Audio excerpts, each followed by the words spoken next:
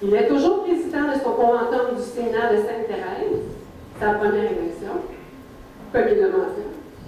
Voilà, je m'arrête là et je ne vous ai pas tout dit. Écoutons plutôt ce qui le motive à s'investir pour notre communauté et comment il voit le développement de Sainte-Anne-des-Plaines comme un levier pour aider à améliorer la qualité de vie de tous nos concitoyennes et concitoyens.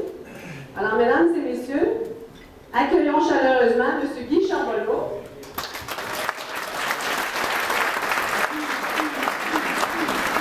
Vous avez été sollicité ce soir pour participer à un débat d'idées. C'est le même que je vous ai vendu ma salade pour vous amener ici.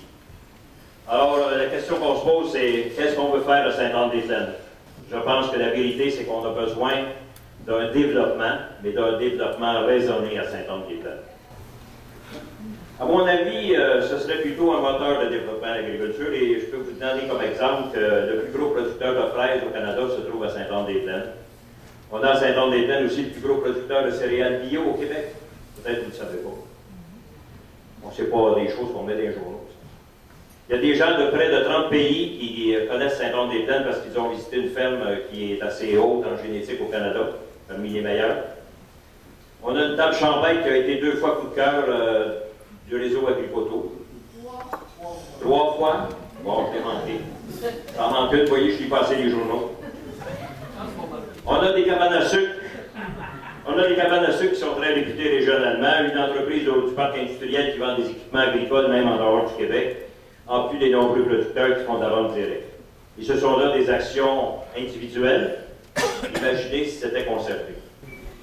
Une ville, ça doit être un catalyseur et un agent de développement pour créer de la richesse collective. Et j'espère que vous avez bien compris.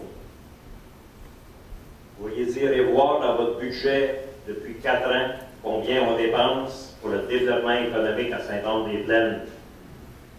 Il y a la cotisation à la SODET, point à la ligne, il n'y a pas d'autre chose. Dans une famille, en général, quand on veut s'offrir des vacances ou des loisirs, on s'arrange pour avoir de l'argent dans le compte de banque. Dans une ville, ça devrait être la même affaire.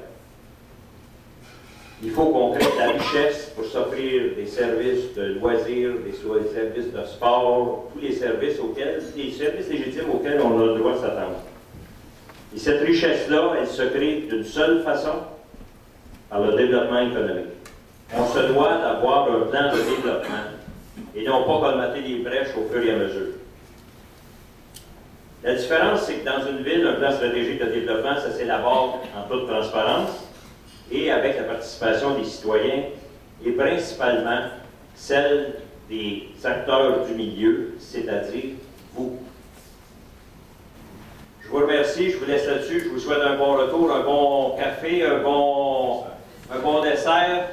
Linda, vous êtes prêts à l'arrière? Je pense est-ce que vous avez bien mangé ce soir?